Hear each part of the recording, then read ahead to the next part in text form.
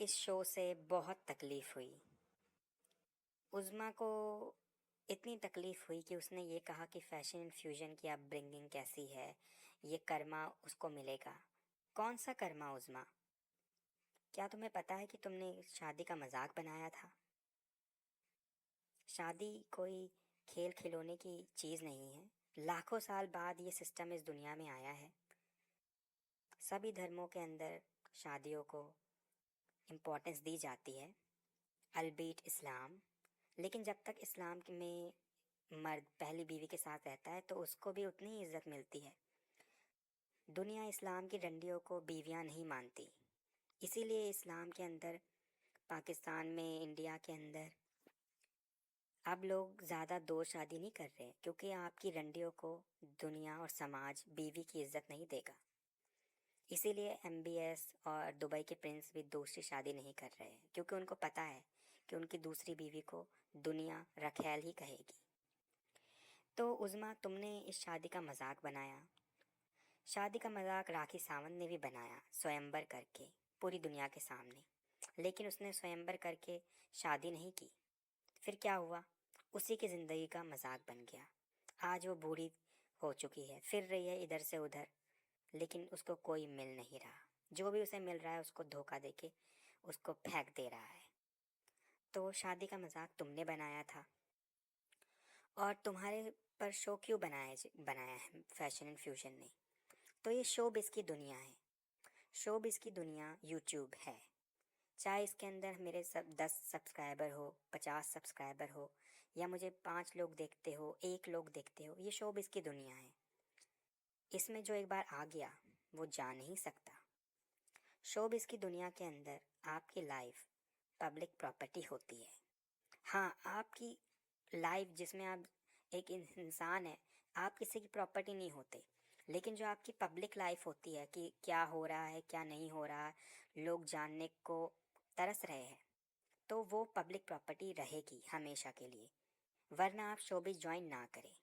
कुछ लोग हैं इस दुनिया के अंदर जो कहते हैं कि शोबिज़ की दुनिया के अंदर आते हैं तो पेपराजी हमको परेशान कर रहे हैं, लोग हमारे पीछे पड़ गए हैं, हमको अच्छा नहीं लग रहा, हमको प्राइवेसी चाहिए। जैसे कोई क्रिकेटर है आजकल दुनिया का, अगर तुम्हें प्राइवेसी चाहिए तो तुमने शोबिज़ की दुनिया क्यों ज्वाइन की क्रिकेटर? और अब तुम इतने बेशर्म हो गए हो कि तुमने नमक हरामी करके लंदन चले गए हो क्योंकि तुमको प्राइवेसी चाहिए। प्राइवेसी चाहिए तो मत ज्वाइन करो शोबिज़ की दुनिया। और ये शोबिज़ की दुनिया है, यहाँ पे सबके बारे में बातचीत होगी। यहाँ जितने भी हम लोगों को देखते हैं सबके मन के अंदर होगा कोई कैसे दिखता है, कौन क्या किसकी। सब लोग फिराक में बैठे हुए हैं कि कैसे न कैसे किसी की तस्वीर निकल जाए, कैसे न कैसे किसी के बारे में पता लग जाए, किसी की फैमिली का हम मजाक बनाएं। सब लोग फिराक में बैठे हुए हैं। तो शोबिज़ की दुनिया के अंदर आप आ सकते हैं लेकिन जा नहीं सकते। ये शोबिज़ की पावर है। तो आप शोबिज़ ज्वाइन ना करें अगर आपका दिल इतना ही वीक है, क्योंकि यहाँ पर तो सबके बारे में बात होगी। मेरे बारे में भी बात कर सकते हैं कोई भी, मुझे तो कोई प्रॉब्लम नहीं है। मेरे बारे में सीरियल भी बना सकते हैं। लेकिन शोबिज़ की दुनिया के बहुत बड़े उसूल होते हैं जिनको सबने मानना होता है।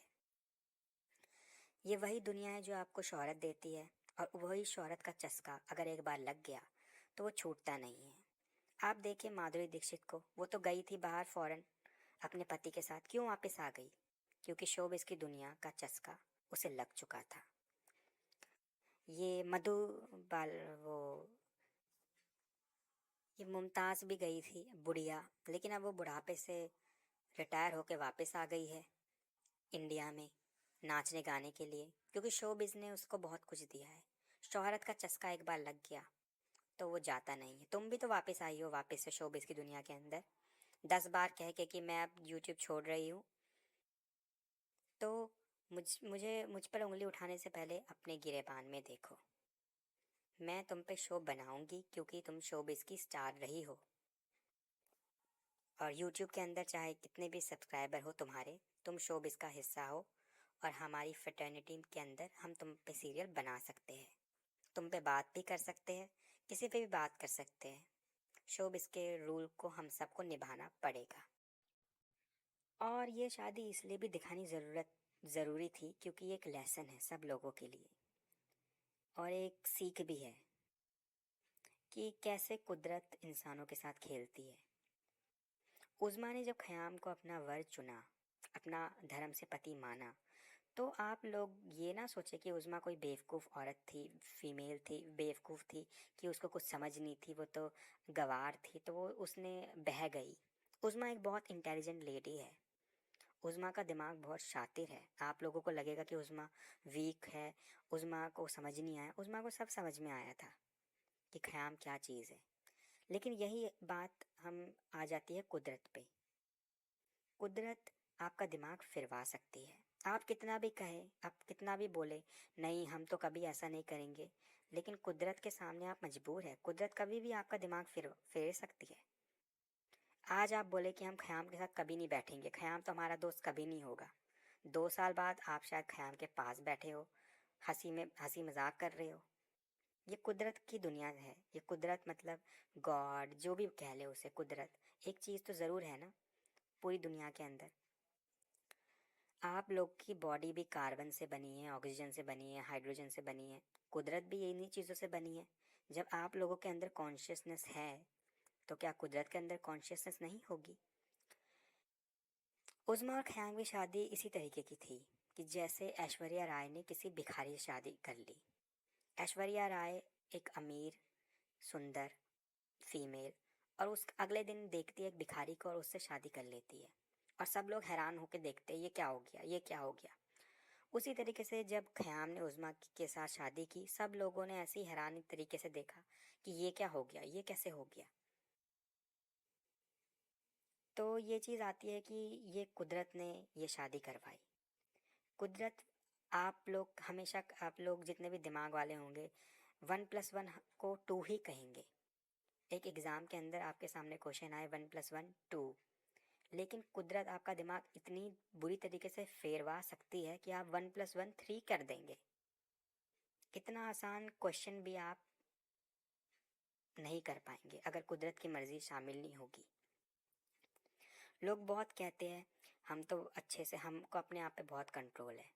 दुनिया के अंदर जो भी होता है, कोई कत्ल कर देता है, वो कुदरत करवाती है। कुदरत आपको खींच के वहां ले जाती है किसी बार में, किसी और एकदम से किसी से आपकी लड़ाई हो जाती है और आप किसी को एक घूसा मारते और वो मर जाता है। क्यों? क्योंकि कुदरत चाहती है कि आप कत्ल करें। आपकी मर्जी दुनिया में नहीं चलती, कुदरत की मर्जी चलती है। आप जितना भी कहें हम बहुत हार्ड वर्क करते हैं, हम सक्सेसफुल होंगे, सक्सेसफुल आप तभी होंगे जब कुदरत चाहेगी। अगर कुदरत की मर्जी नहीं होगी तो आप कितना भी हार्ड वर्क कर लें, आप सक्सेसफुल नहीं होंगे। ये एलन मस्क ये बिलियनियर बन गए, ये ट्रिलियनियर बन गए, हर कोई नहीं बनता क्योंकि कुदरत नहीं चाहती कि हर कोई बने। कुदरत किसी को ढूंढती है जिसको कुदरत बनाना चाहती है। अब कुदरत ने उज़्मा की ज़िंदगी के अंदर दुख लिखे हैं तो उज़्मा को दुख भोगने ही पड़ेंगे। उज़्मा कोई शॉर्टकट नहीं ले सकती कि नहीं नहीं मैं अब दुख नहीं भोगूंगी, मैं ख़याम से शादी कर लेती हूँ, मुझे बॉयफ्रेंड भी मिल जाएगा और मेरी शादी भी हो जाएगी। क्या हुआ? कुदरत ने फिर से उज़्मा को वहीं फेंक दिया। तो कुछ चीज़ों से आप लड़ाई नहीं कर सकते। राजा को रंक कुदरत ही बनाती है और रंक को राजा कुदरत ही बनाती है। कैकई जो राम से कितना प्यार करती थी, एकदम से वो राम की दुश्मन बन जाती है। क्यों? क्योंकि कुदरत उसका दिमाग फेर देती है। जब कुदरत दिमाग फेरती है तो आप लोग कई बार हक्के बक्के रह जाते हैं, यार इस इंसान को क्या हो गया, ये कैसे हो गया, क्योंकि कुदरत उसका दिमाग फेर देती है। कुदरत नहीं चाहती कि वो ऐसा करे। वो युधिष्ठिर ने जब द्रौपदी को दाव पे लगाया, युधिष्ठिर तो कितना धर्मात्मा था, क्या उसे नहीं पता था कि वो गलत कर रहा है? लेकिन उसने क्यों द्रौपदी को दाव पे लगाया? क्योंकि कुदरत चाहती थी, कुदरत ने उसका दिमाग फिरवा दिया। तो उसी तरीके से किस्मत चाहती थी कि उज़्मा ख़याम के साथ शादी करे, कुदरत की मर्जी चली। और कुदरत ही चाहती थी कि उज़्मा वापस से फिर से इसी उसमें आ जाए, अकेलेपन में, क्योंकि कुदरत चाहती थी। तो ये सारी चीज़ें कुदरत के खेल है इस दुनिया के अंदर। भाग का लिखा कोई नहीं मिटा सकता। आप जितना भी कहें हम तो सक्सेसफुल हो सकते हैं, हम क्यों नहीं तो कर हो जाएं, लेकिन कंडीशन अप्लाइड होगी कि कुदरत चाहेगी तभी होंगे। मेहनत तो सबको ही करनी है, लेकिन कुदरत प्री कंडीशन है कि कुदरत अगर चाहेगी, जैसे दो लोग हैं एग्ज़ाम दे रहे हैं और दोनों ने पढ़ाई की है, हार्ड वर्क किया है और दोनों सुबह गए स्कूल में, लेकिन एक बच्चा एग्ज़ाम हॉल पहुंच जाता है, दूसरा बच्चे का कहीं पे मिसहैप हो जाती है, उसका फ्रैक्चर हो जाता है। पहले वाले बच्चा टॉपर बन जाता है और दूसरे वाले बच्चा फेल हो जाता है। क्यों? क्योंकि कुदरत पहले वाले बच्चे के साथ होती है और दूसरे वाले के साथ नहीं होती। अब ये इनइक्वालिटी का सिस्टम है, हमारे बस की बात नहीं है, ये कुदरत के खेल है, उसी पे ये सब चीज़ें छोड़ दी जाए तो बेहतर होगा। लेकिन यही इस दुनिया का सबसे बड़ा नियम भी है और इसी वजह से उज़्मा उज़्मा पे कोई दोष ना डाले कि उज़्मा बेवकूफ़ थी, उज़्मा ने ये क्या कर दिया। वो कुदरत ने उज़्मा को मजबूर किया। कुदरत इंटरटेनमेंट चाहती है। कुदरत हम लोगों को क्यों बनाया है? कुदरत ने इंटरटेनमेंट के लिए। अब सब लोगों को तो कुदरत अमीर नहीं बना सकती, फिर कुदरत का इंटरटेनमेंट कैसे होगा? तो कुदरत किसी को अमीर बनाती है, किसी को गरीब बना देती है। तो उज़्मा पे कोई दोष ना डाले। ये सार अब ख़याम पे भी कोई दोष दोष ना डाले कि वो ख़याम ऐसा क्यों है, क्योंकि कुदरत ने उसका दिमाग फेरा हुआ है, इसी वजह से वो ऐसा है। क्योंकि कुदरत चाहती है कि ख़याम इंटरटेनमेंट करे कुदरत का। तो हम सब कुदरत के कठपुतलियाँ हैं और यही इस दुनिया की रीत है जिसको हम सबको निभाना पड़ेगा। बहुत सारे लोगों ने ये बात भी उठाई कि उज़्मा की शादी क्योंकि ये शादी शादी होनी चाहिए थी, ये तो गंधर्व विवाह था, तो इसमें इतना सेलिब्रेशन क्यों? फर्स्ट ऑफ ऑल गंधर्व विवाह था मतलब ये थोड़ी ना कि उसके अंदर सारे रीत रिवाज नहीं होंगे। वो तो अगर आपके पास पैसा वैसा नहीं है, इसलिए वो सब कुछ गंधर्व विवाह के अंदर समाहित हो जाता है। जिस तरीके से वाइट लाइट होती है उसके अंदर 7 रेज होती है, 7 रेज होती है अलग अलग कलर की, डिस्पर्जन ऑफ लाइट, लेकिन वो वाइट कलर होता है, एक कलर। तो उसी तरीके से गंधर्व विवाह है, लेकिन गंधर्व विवाह के अंदर सारे विवाहों के रूल्स फॉलो हो जाते हैं। इस्लाम के अंदर आप हस्बैंड वाइफ कन्वर्ट करते हैं तो उनके रिश्ते को हस्बैंड वाइफ के रिश्ते को हस्बैंड वाइफ का रिश्ता ही माना जाता है, उनको दोबारा शादी करने की कोई ज़रूरत नहीं होती। ये ताकत होती है विवाह की, शादी की। हर रिलीजन के अंदर आप कुछ एक्सेप्ट करेंगे विदाउट कन्वर्जन, विदाउट शादी उस रिलीजन के अंदर। और शादी बहुत धूमधाम से ही होनी चाहिए, यही इकोनॉमिक यहाँ का सिस्टम है, हमेशा से रहा है। क्योंकि लोग क्या सोचते हैं, शादी वो करते हैं हम डल तरीके से, शादी सादगी से करेंगे और पैसे बचाएंगे। पैसे बचा के आप क्या करते हैं? फॉरेन टूर चले जाते हैं, तो वो सारा पैसा तो आप दूसरे मुल्कों में डाल देते हैं। यहाँ पर आप शादी करते हैं तो फूल वाले को पैसे देते हैं, खाने वाले को पैसे देते हैं, डेकोरेशन वाले को पैसे देते हैं, मेहंदी वाले को पैसे देते हैं। कितने लोगों को आप काम दे रहे हैं, रोज़गार दे रहे हैं। उनमें से कई लोग होंगे जो उस 10 रुपए का 50 रुपए बना दे, तो इकॉनमी इसी तरीके से बढ़ती है। ये कहना कि सादगी से हम शादी करेंगे तो आप इकॉनमी के अंदर कंट्रीब्यूट नहीं कर रहे हैं। अभी अंबानी ने कितनी बड़ी शादी की इंडिया के अंदर, उसने कितना एम्प्लॉयमेंट जनरेट किया, कितने लोगों को उसने खाने पे रखा, मेकअप वाले रखे, डांस वाले रखे, पता नहीं कितने कितने लोगों को उससे कितना कुछ मिला। तो इकोनॉमिक एक्टिविटी है शादी इंडिया का, और तभी इकॉनमी अच्छी चलेगी जब लोग अच्छे से पैसा जितना हो सके, इतनी ये नहीं कि अपना सारा लुटा दे, लेकिन शादी एक ऐसी चीज़ है जिसके अंदर आप पैसा लुटाए और लोग भी उससे रोज़गार पाए। और कोशिश करें कि देश के अंदर ही शादी करें ताकि देश का पैसा देश में ही रहे। चले अब हम शो की तरफ बढ़ते हैं। शादी हो गई, शादी की रस्में सब कुछ अच्छे तरीके से, बहुत शानदार तरीके से शादी की गई। इतना खर्चा आया, इतना उसके अंदर आप देख सकते हैं कितनी बड़ी ग्रैंड वेडिंग थी। लेकिन अब ग्रैंड वेडिंग तो हो गई और जैसे ही उज़्मा ने दहलीज लांघ दी उस यूट्यूब की, जिसमें वो अपने चैनल को छोड़ के ख़याम के उसमें चली गई, तो सब ग्रैंड चीज़ें ख़त्म हो गई। ये जितनी भी ग्रैंड वेडिंग थी, ग्रैंड सेरेमनीज़ थी, वो उज़्मा का ग्रैंड एटीट्यूड शो करता था उस टाइम का, उज़्मा की लग्ज़री शो करता था। जब उज़्मा एक स्टार थी, ये उज़्मा की स्टार पावर थी। लेकिन जैसे ही उज़्मा ने दहलीज लांघ के ख़याम के चैनल ऑनलाइन घर के अंदर एंट्री मारी, तो उज़्मा सब कुछ पीछे छोड़ आई। उज़्मा के पास तो उज़्मा ने जब दहलीज लांघ दी तो सब कुछ पीछे छोड़ दिया। अब उज़्मा एक भिखारी के पास थी, अब वही उसकी ज़िंदगी है। और उज़्मा को यही चाहिए भी था, उज़्मा को पूरी ज़िंदगी चाहिए था एक हैंड पैक्ड हस्बैंड। एक औरत को क्या चाहिए होता है दुनिया के अंदर?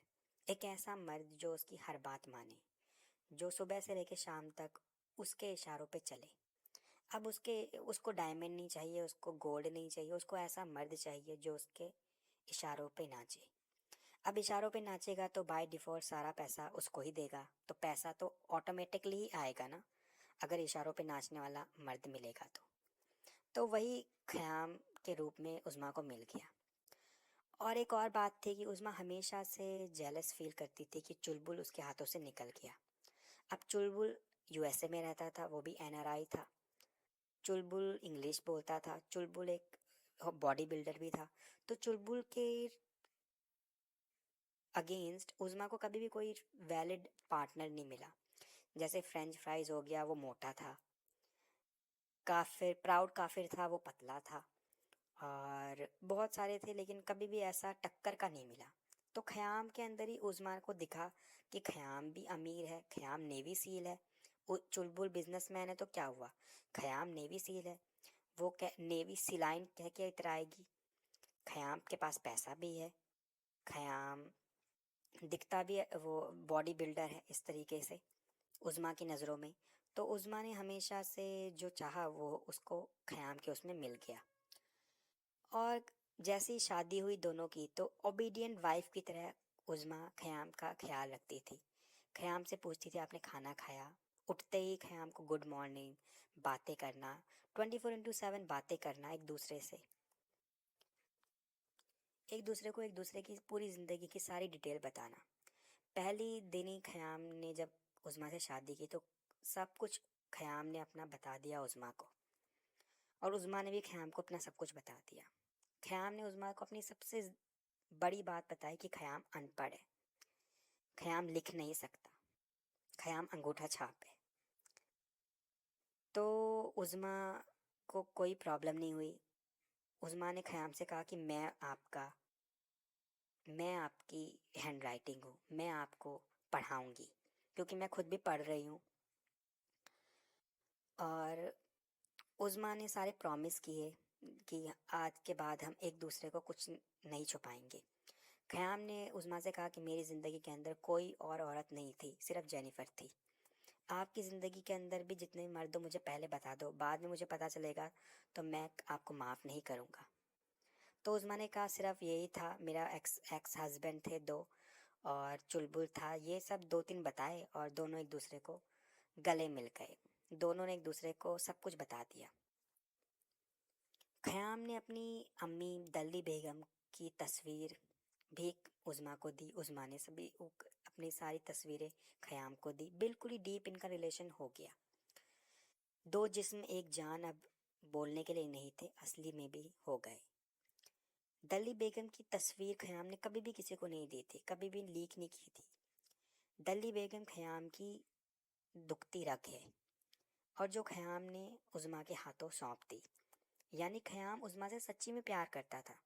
ये दोनों एक दूसरे से सच्ची में प्यार करते थे। इन दोनों की शादी बहुत अच्छी चल भी रही थी, लेकिन कुछ लोगों की वजह से ही इन दोनों की शादी टूटी। ये बिल्कुल फैक्ट है ये बात। और इन दोनों के बीच में शुरू शुरू में मर्यादा रही थी। मर्यादा मतलब इन दोनों के बीच में सेक्सुअल बातें शादी के बाद भी नहीं हुई थी। शादी का रिश्ता अभी तक मुकम्मल नहीं हुआ था। ख़याम और उज़्मा बिल्कुल झिझकते थे एक दूसरे से इस तरीके से बात करने में, क्योंकि खुले हुए नहीं थे। मर्यादा का एक बांध दोनों के बीच में ज़रूर था, जिसे दोनों पार करना नहीं चाह रहे थे, लेकिन ख़याम चाह रहा था। ख़याम मौका ढूंढ रहा था कि कैसे वो इस मर्यादा की लकीर को लांघे और उज़्मा को अपने हवस का शिकार बनाए। अब ख़याम को उज़्मा रोज़ खाना बना के दिखाती थी। कहती थी कि आपने खाना खाया, खाना नहीं खाया तो मैं भिजवा देती हूँ, मैं ऑर्डर कर देती हूँ। एक दिन उज़्मा ने पोर्क बनाया, वो ख़याम को ऑनलाइन दिखाया कि ख़याम ऑनलाइन फ़ील करे कि ख़याम के लिए उज़्मा ने पहली रसोई बनाई। ख़याम की आंखों में इतना आंसू आ जाता है कि ख़याम भाग के बाथरूम जाता है और बाथरूम के अंदर अपनी शक्ल देखता है और पूछता है अपने आप से कि क्या ये वही दुनिया है जिस दुनिया के अंदर जेनिफर को कोई फ़र्क नहीं पड़ता था कि ख़याम ने खाया कि नहीं खाया। जेनिफर ख़याम अपना खा लेती थी लेकिन ख़याम के लिए सोचती नहीं थी कि ख़याम खाएगा कि नहीं खाएगा। और उज़्मा दूसरी तरफ है, ऐसी भी औरत हो सकती है दुनिया के अंदर जो मेरा इतना ख्याल रखे, माँ की तरह। ख़याम को उज़्मा में अपनी माँ भी नज़र आती थी कभी कभी कि कैसे उज़्मा ख़याम का ख्याल रखती थी। अब दोनों बहुत खुश हुए और दोनों ने सोचा कि हमको अपनी शादी के लिए इनवाइट करना चाहिए लोगों को। हमारी शादी तो हो गई है, हमको इसको ग्रैंड वो वलीमा करना चाहिए। सबको इनविटेशन भेज दिए इन लोगों ने कि हमारे चैनल पे आए, हम लोगों के साथ बातचीत करें। सेकंड जीसस को चैनल वो भी इनविटेशन भेजा गया। उज़्मा ने इनविटेशन भेजा सेकंड जीसस को, क्योंकि ख़याम के इनविटेशन पे सेकंड जीसस नहीं आता। और सब जगह ये इनविटेशन भेजी गई, परवीन पूजा को, इंडिया को, और सब लोगों को भेजा गया कि हमारे शो पे आए और चार चांद लगाए। हम दोनों अब हस्बैंड वाइफ है, हमारे शो पे आए और इस शो को ज़बरदस्त बनाए। दोनों को अब एक दूसरे के अंदर वो चीज़ मिल गई थी कि जो एक सिंड्रोम है, मेरी मम्मी मुझसे प्यार नहीं करती। कि हस्बैंड होता है तो वो कहता है मेरी वाइफ मुझसे प्यार नहीं करती, वाइफ होती है तो मेरा हस्बैंड मुझसे प्यार नहीं करता, बच्चे होते हैं तो मेरे मेरे पेरेंट्स मुझसे प्यार नहीं करते, पेरेंट्स होते हैं तो वो सोचते हैं मेरे बच्चे मुझसे प्यार नहीं करते। ये सिंड्रोम है। अब इस सिंड्रोम के दोनों शिकार थे कि इनको लगता था हमें कोई प्यार नहीं करता, और अब एक दूसरे के रूप में इनको मिल गया था कि कोई ना कोई तो है जो इन दोनों को प्यार करता है। ख़याम को उज़्मा, उज़्मा को ख़याम। लेकिन इस प्यार के दुश्मन भी काफ़ी थे। एक कमरे के अंदर एक लड़का मेकअप कर रहा होता है, अपनी मम्मी की चुन्नी से साड़ी बनाकर नाच रहा होता है। घुंघरू पहन के उस कमरे के अंदर कोई भी कुर्सी नहीं होती लेकिन वो नाच रहा होता है। घुंघरू पहन के नाच नाच के उसने अब पूरे कमरे के अंदर खून ही खून से अपने पैर से निशान बना दिए थे, और वो गिर जाता है रो के। और रोते ही जैसे वो गिरता है तो सामने ख़याम की तस्वीर लगी होती है। पूरे रूम के अंदर ख़याम ख़याम ख़याम लिखा होता है, ख़याम की तस्वीरें होती है। ख़याम मेरा है, ख़याम सिर्फ मेरा है। तभी उस कमरे के दरवाजे को खोल के एक और लड़की आती है और उस दूसरी लड़की को लेके अपने गोद में उसका सर रख के कहती है कि रो मत ज़ालमी, रो मत, ख़याम फ़हाद और ज़ालमी का ही है। क्या हो गया कि ख़याम ने शादी कर ली, लेकिन वो अब भी हमारा दोस्त है। उसने हमको इनविटेशन भेजा है अपनी शादी का, हम उसके शो पे गए, हम उसको शो पे जाए, वो हमारी केयर करता है। इन दोनों बेचारियों के नसीब फूट गए थे। ख़याम इन दोनों को यूज़ कर रहा था सिर्फ, लेकिन जैसे ही उज़्मा आई ख़याम की ज़िंदगी के अंदर, इन दोनों को ख़याम ने इग्नोर करना शुरू कर दिया। अब जब भी कोई ख़याम का दोस्त बनता है तो ख़याम उसको एक फ़ेक आईडी देता है, दो, एक तो ऐश्वर्या जान मुगल और एक डॉक्टर नाज अली। तो जब ज़ालमी और फ़हाद ख़याम के दोस्त बने थे तो ख़याम ने इन दोनों को ये आईडी दी थी कि इस आईडी से मेरे उस पर कॉमेंट करना। तो ज़ालमी कमेंट करता था और ख़याम कहता था वाह मैडम आप तो बहुत अच्छी हैं, आप तो बेस्ट है। तो ज़ालमी को फ़ील हुआ कि ख़याम उसको कह रहा है कि ज़ालमी बेस्ट है, ऐश्वर्या जान मुगल आप तो बेस्ट है, आप तो सेक्सी है, हॉट है। और ज़ालमी यूज़ कर रहा होता था वो आईडी, और ज़ालमी को इन बातों से इतना ज़ालमी अफेक्ट हुआ कि ज़ालमी को ख़याम से प्यार हो गया, फ़हाद को भी हो गया। और दोनों ही मुसलमान थी तो दोनों ने कॉम्प्रोमाइज़ किया कि हम दोनों ही ख़याम को अपने पास रखेंगे, दोनों ही हम ख़याम की बीवियां बनेंगे। लेकिन ख़याम मर्द था। अब जो चीज़ उज़्मा ख़याम को दे सकती थी वो ज़ालमी और फ़हाद तो नहीं दे सकते थे। इसी वजह से जालमी रोता था, घुंघरू पहन के नाचता था एक कमरे के अंदर, और गुस्से के अंदर जालमी की आंखों में लाल थी जालमी की, और जालमी उज़्मा की तस्वीर को क्रॉस लगा रहा था कि उज़्मा मैं तुझे खोल के रख दूंगा, तूने मुझसे मेरा ख़याम छीना है, मैं तुझसे सब कुछ छीन लूंगी। जालमी ऐसा कहता था, और जालमी फहद के बाहों के अंदर रोता रोता सो गया।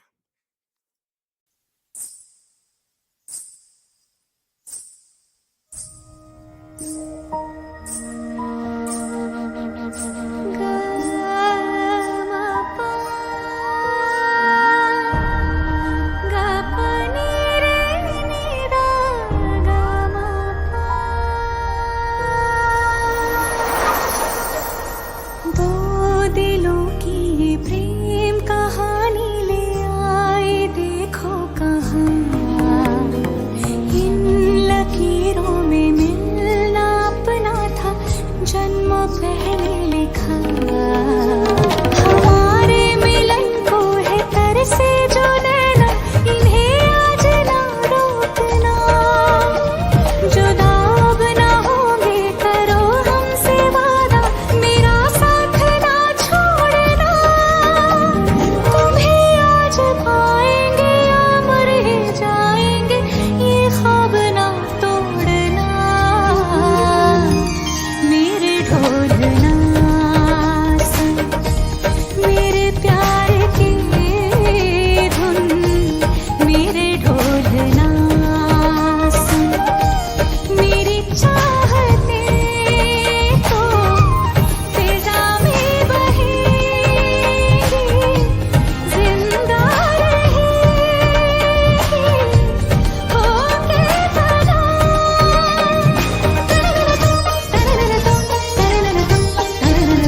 तान तेरे ना आमी जे তোমা শুধু যে তোমার, আমি যে তোমার।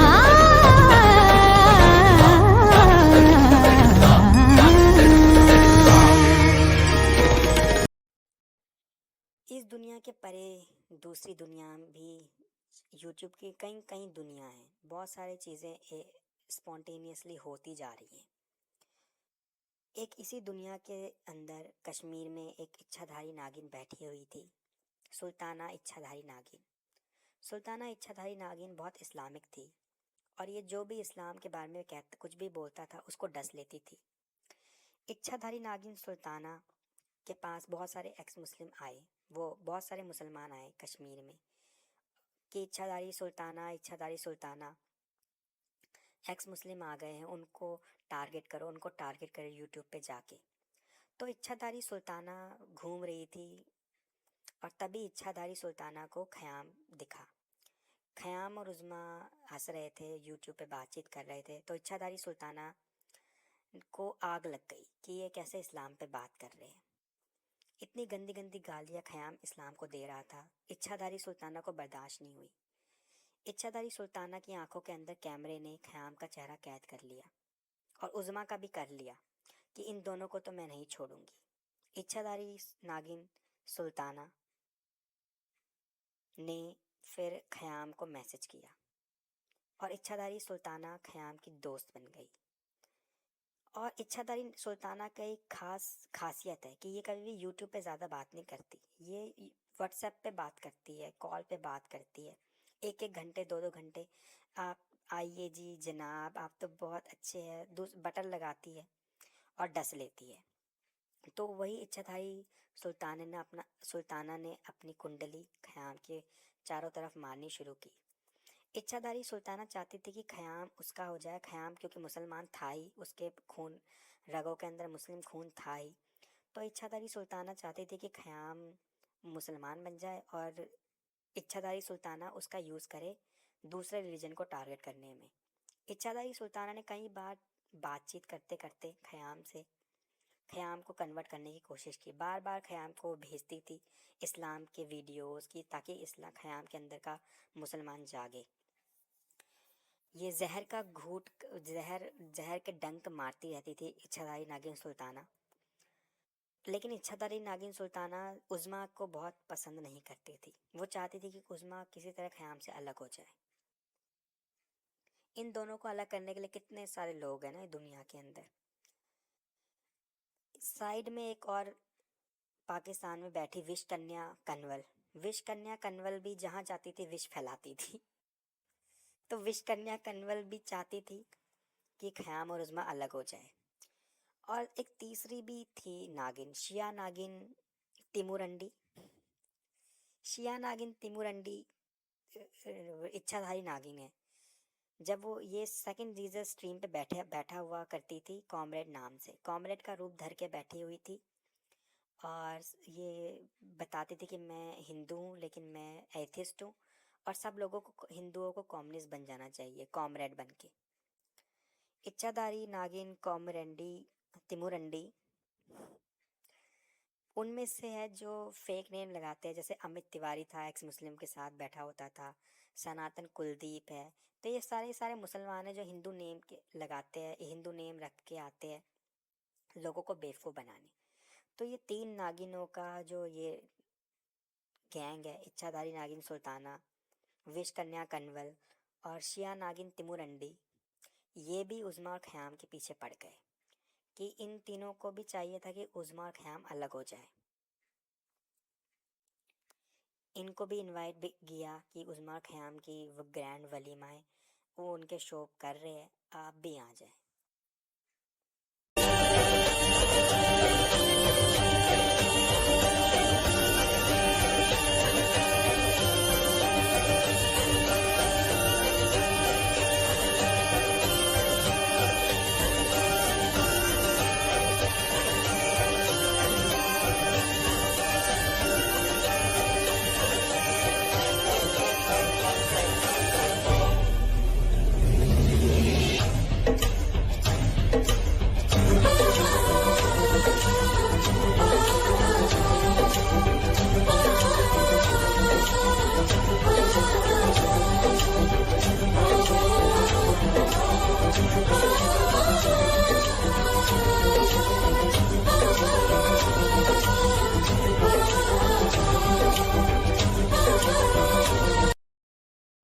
अब उज़्मा सेकंड जीसस के पास जाती है और उसको इनवाइट करती है कि मेरी शादी का वलीमा है, आप अपनी प्रेजेंस लाए वहाँ पे, सेकंड जीसस रसूल अल्लाह, और हम लोगों को आशीर्वाद दे, ब्लेसिंग दे।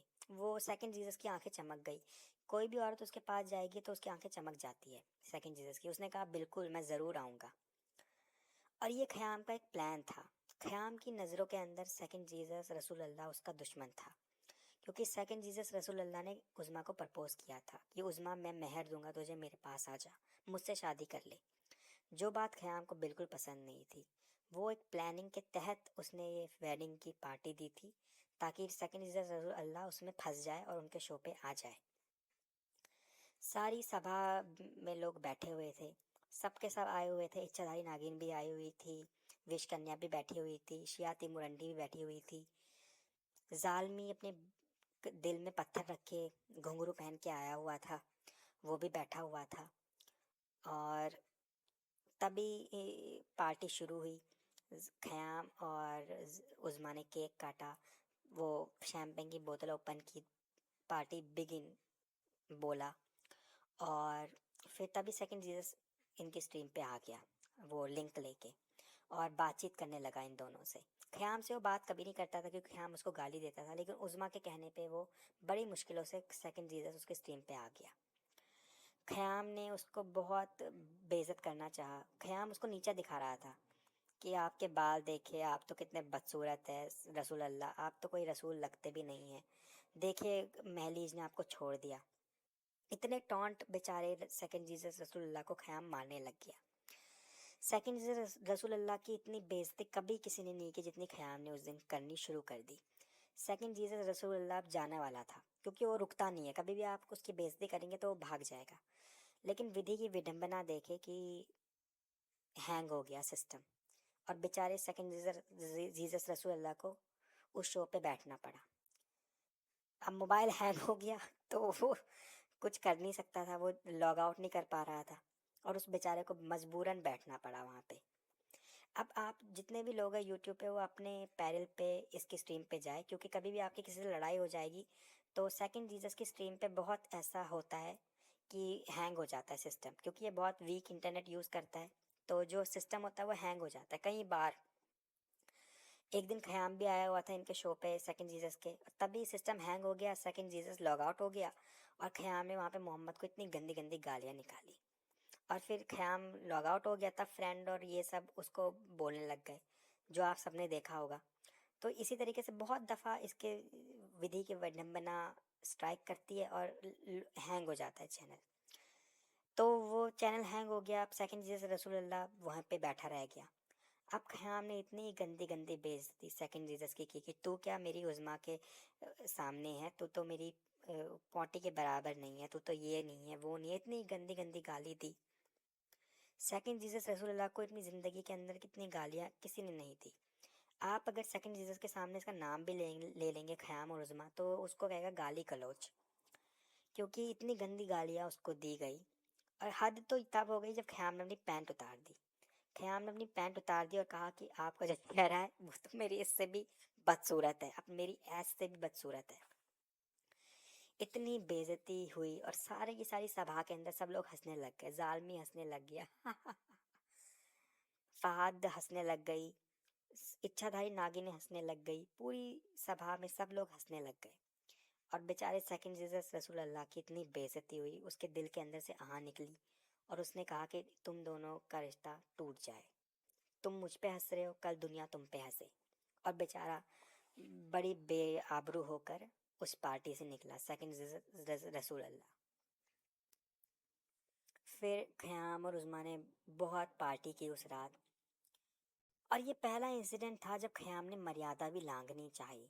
ख़याम ने अपनी पैंट इसलिए उतारी कि ख़याम अपनी बॉडी का पार्ट उज़्मा को दिखाना चाह रहा था, लेकिन ख़याम को ये पता नहीं लग रहा था कि ख़याम क्या चीज़ करे कि वो उस मर्यादा की लाइन को पार करे, ताकि ये दोनों सेक्स की दुनिया के अंदर एंट्री मारे।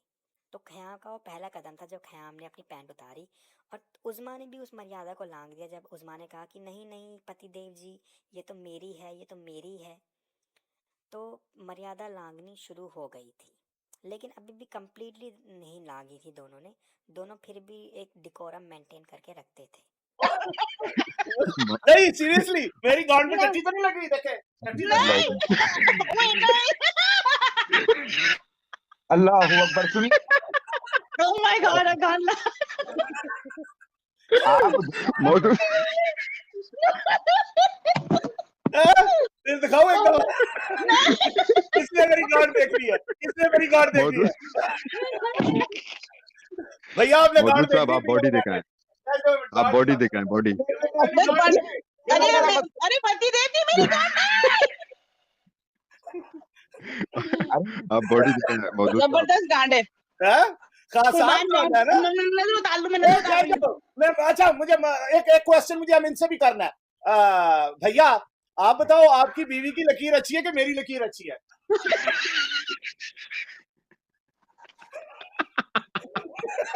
माय गॉड यार। अब कुछ दिन बीते और एक दिन उज़्मा को ज्ञान सफ़र ने मैसेज किया डिस्कॉर्ड पे कि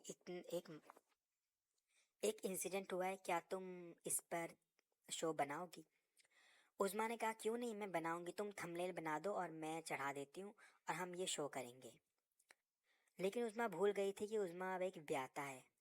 एक ब्याता किसी दूसरे गैर मर्द के साथ कुछ भी नहीं कर सकती, वो भी तब जब उसका हस्बैंड ख़याम हो, जो किसी दूसरे मर्द को बर्दाश्त नहीं कर सकता, चाहे वो बच्चा ही क्यों ना हो।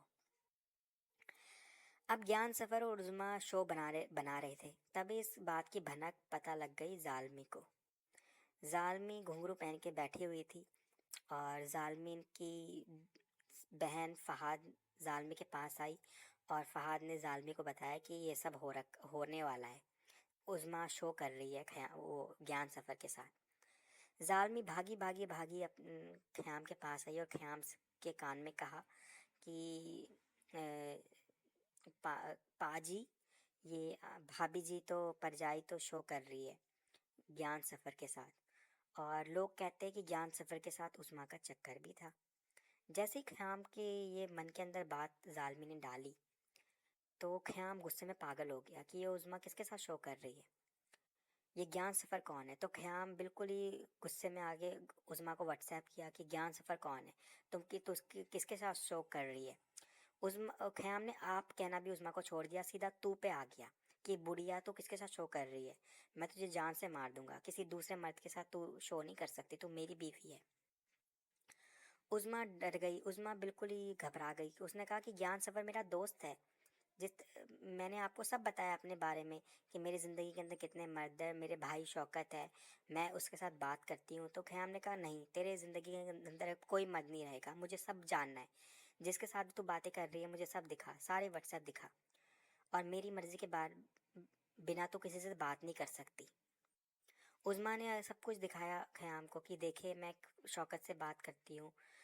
तब ख़याम ने देखा कि शौकत को पैसे क्यों देती है तू शौकत को पैसे नहीं देगी, तू अब मेरी बीवी है, शौकत मेरा दुश्मन है, ज्ञान सफ़र एक मर्द है, और मेरे एक मेयार में दो तलवारें नहीं रह सकती, तो ज्ञान सफ़र को निकाल दे। तो उज़्मा एकदम से गुस्से में आ गई कि ये मेरी ज़िंदगी के अंदर कितना कंट्रोल कर रहा है मुझको, और उज़्मा ने कहा कि हट जा बुड्ढे। उज़्मा ने ऐसा कहा और उज़्मा ने उसको ब्लॉक कर दिया। और उज़्मा ज्ञान सफ़र के साथ उज़्मा ने एक और थंबनेल लगा दी कि मुगल को पेले। जब ये शो का थंबनेल सब लोगों ने देखा तो पूरी यूट्यूब की दुनिया हिल गई। उन लोगों ने कहा कि चलो उज़्मा को अकल आई, उज़्मा ख़याम को एक्सपोज अप करेगी, गाली देगी, और ये शादी 1-2 हफ्ते में ही टूट गई। बहुत अच्छा हुआ, इसका इतना हार्म नहीं हुआ। उज़्मा ने ज्ञान सफ़र को बुलाया और ज्ञान सफ़र से कहा कि इस बुढ़े मुगल को हम पेलेंगे। तब उज़्मा ने शो शुरू किया और उज़्मा ख़याम को गालियाँ देना उज़्मा ने शुरू किया, ज्ञान सफ़र ने भी शुरू किया। तभी ख़याम नीचे आया चैट पे और ख़याम ने उज़्मा से कहा कि बीवी जी मुझे लिंक दे। उज़्मा ने लिंक दिया और ख़याम ऊपर आ गया शो पे।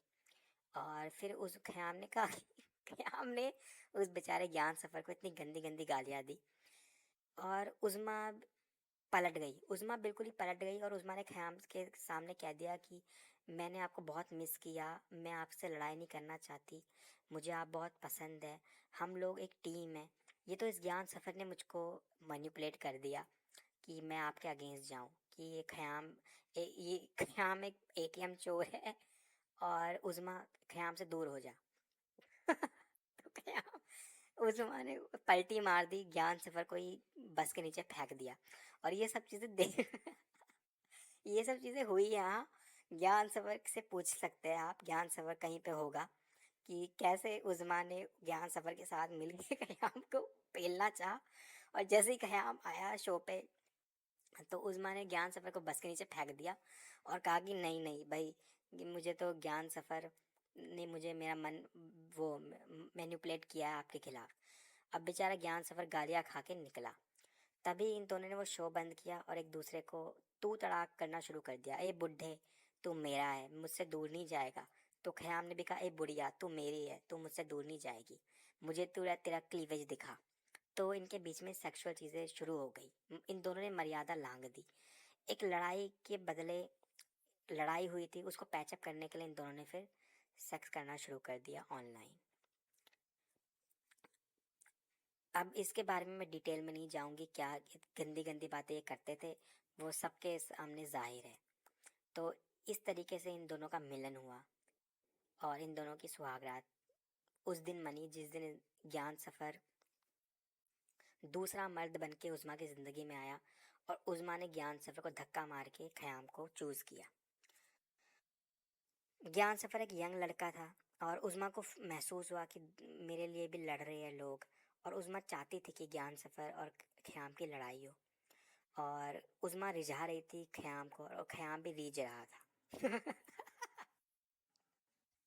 और बेचारा ज्ञान सफ़र इसमें पिस गया। आप ये ज्ञान सफ़र से पूछ सकते हैं, हाँ ये बिल्कुल सच्ची कहानी है। जिसने भी देखा होगा वो दिन। और इन दोनों की सुहागरात मनी, और अब क्या होता है आगे जाके वो हम नेक्स्ट एपिसोड में जानेंगे। Thank you very much for watching this serial. समर्पण की बेला आई रे आई सजनी, ये दर्पण है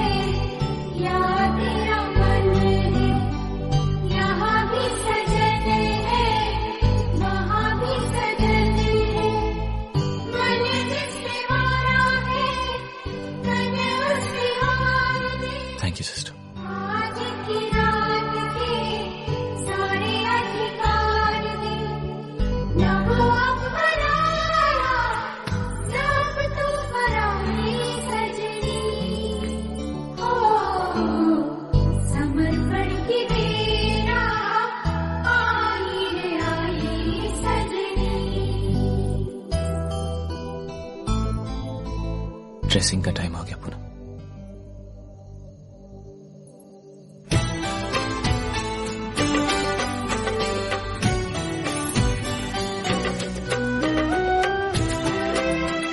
मुझे हक है पूनम।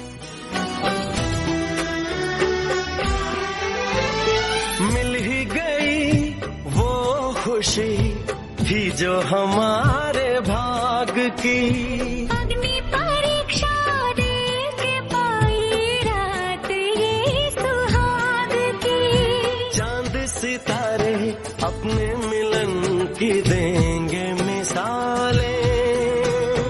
आज इन चराहों से चलो ये दुआ लें।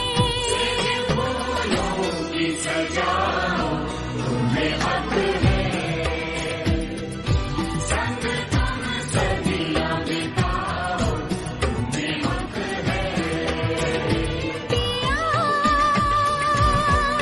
हाँ पिया,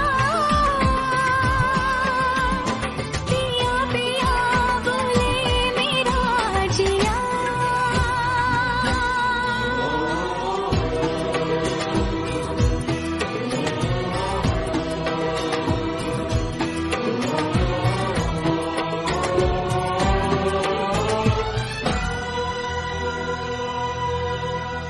तेरी जो गांड, तेरी चूत में अपना लन जॉनसन ना डुबा के फिर तेरी गांड के अंदर डालूंगा, समझ आ गई ना? मेरे पल्ले कुछ नहीं पड़ा। ओए उजमा, ये आखिरी तस्वीर उसकी भेज रहा हूँ। तेरी गांड मारने के बाद ये करना चाहता तुझे। ऐसी तस्वीरें जो भेज रही है ना तू, तेरी चूत को मेरे लन की ज़रूरत हो गई है और मेरे लन को तेरी चूत की, समझ आई ना? ऐसी टोपी पहन के तेरी चूत में लन पूरा डालूंगा मैं अपना, तेरी चूत को खोलूंगा। तेरी जो गांड है ना और तेरी जो चूत है, तेरी चूत में गांड है ना और तेरी जो चूत है, तेरी चूत में अपना लन जॉनसन ना डुबा के फिर तेरी गांड के अंदर डालूंगा, समझ आ गई ना? मेरे पल्ले कुछ नहीं पड़ा। सिर्फ मेरी चूत के लिए आवाज आ रही है क्या? याद रखना, बचा के आ रही रखना। है। वो तो जवान हो गया है और ज्यादा। ऑलराइट, मैं वेट कर रही हूँ यहाँ पे। मैं काम पर हूँ, अंदर बैठी हूँ, ठीक है? तेरी याद जो है ना, तेरा चेहरा, तेरी हर बात, तेरी आवाज मेरे जहनों गुमान, मेरे दिल में जहन में गूंजती रहती है। ओके, पागल कर दिया मुझे तुमने, समझा तू? बुड्ढे, सुधर जा तू। ओके, अपना लन जो है ना, बस मेरी चूत के लिए सोचता रहे, बस that's it। अच्छी बात है, और मैसेज देते रहा तू। ओके, बी सेफ और आई लव यू। उसके पत्ते जौन से दरख्त के सोने की तरह। ओ मेरे मुसल्लिक हसन, कैसे हैं आप? मुझे नहीं पता वेदर आपको पसंद आएगा कि नहीं, लेकिन ये मैंने स्नैपचैट में मैंने देखा तो मैंने कहा चलो आपको मैं बना के भेज देती हूँ। आपको कैसा लग रहा है? अच्छा बुरा जैसा भी हो, लेकिन आई लाइक द नथ एंड द टीका, एंड रियल लाइफ में मेकअप करूँगी अच्छे तरीके से तो अच्छा ही लगेगा समटाइम। ये इंडियन गॉडेस है क्या, कौन है, I don't know. Love you so much मेरे मुसल्ले कसम। Love message from उज़मा Mughal, love you so much. Take care. Bye bye. Potatoes. Pork means with potato curry, and that's so